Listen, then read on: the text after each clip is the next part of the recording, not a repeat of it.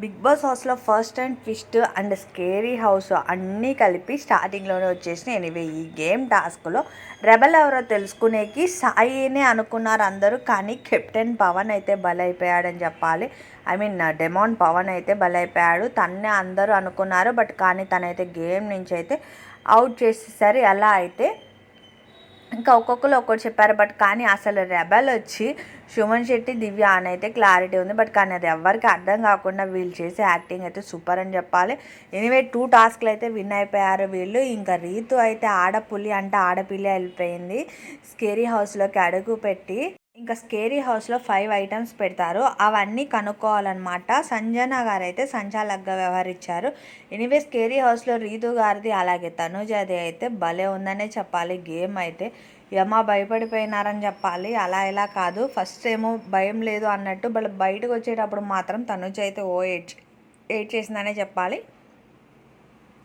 ఇంకా రీతు అయితే స్కేరీ హౌస్లో ఉన్నంతసేపే భయపడింది, ఆ తర్వాత నార్మలే ఉంది. ఇంకా దివ్య వీళ్ళందరూ వెళ్ళారనమాట. ఎనీవే ఒక్కొక్కరు ఒకవేళ వెళ్ళారు. బ్లూ టీమ్, ఆరెంజ్ టీం నుంచి ఇద్దరిద్దరు వెళ్ళారు. ఎనీవే ఆరెంజ్ టీం అయితే విన్ అయింది. తనుజ టీము.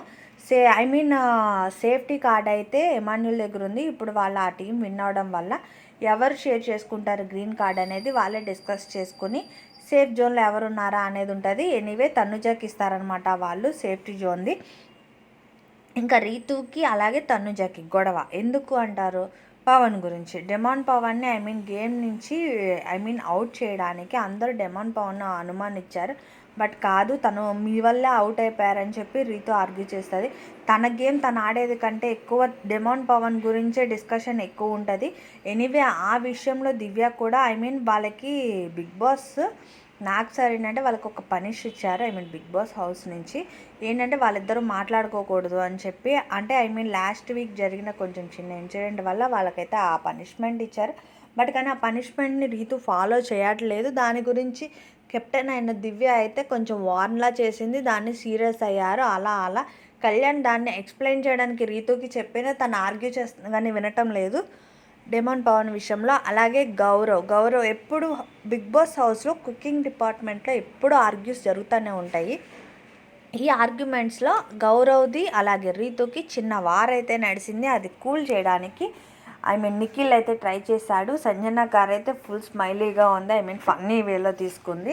ఎనీవే ఎప్పుడు కుకింగ్ డిపార్ట్మెంట్లో ఈ గొడవలు అనేది కామనే. తనకి బాత్రూమ్ది క్లీనింగ్ ఇచ్చారు, తను యాక్సెప్టబుల్ చేయలేదు. బిగ్ బాస్కి ఒకటే చెప్పారు, ఇక్కడంతా డామినేషన్ ఎక్కువ ఉంటుంది అది ఇది అని చెప్పి గౌరవ్ అయితే చెప్పాడు.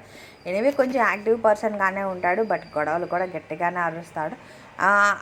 ఇంకా గౌరవ్ది ఆ డిస్కషన్ పక్కన పెడితే బిగ్ బాస్ హౌస్లో ఈ స్కేరీ హౌస్ది అలాగే టాస్క్లు అయితే స్టార్ట్ అవుతున్నాయి. ఎనీవే రెబల్గా పెట్టిన దివ్య గారైతే ఆల్మోస్ట్ 2 గేమ్స్ అయితే విన్నారు, బట్ చూడాలి ఈ వీక్ నామినేషన్స్లో ఉన్న వాళ్ళు ఎవరు ఎలిమినేట్ అవుతారో కూడా చూడాలి. ఇలాంటి అప్డేట్స్ కోసం అయితే నా ఛానల్ సబ్స్క్రైబ్ చేసుకోండి, అలాగే నోటిఫికేషన్ని ఆన్ చేసుకోండి. వీడియో వాచ్ చేసి లైక్ చేయడం అస్సలు మర్చిపోకండి. Thank you for watching.